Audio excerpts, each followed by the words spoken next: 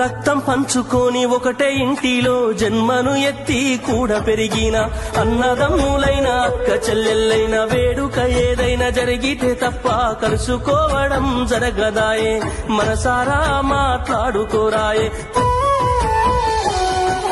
భోజనాలకు గంట ముందు వచ్చి పని ఏదో ఉందన్న సాకుతోటి మొక్కువడిగా భోజనం అయిన వెంటనే ఉంటామంటూ వెళ్లిపోవుడాయే కనతల్లిదండ్రులను పలకరించే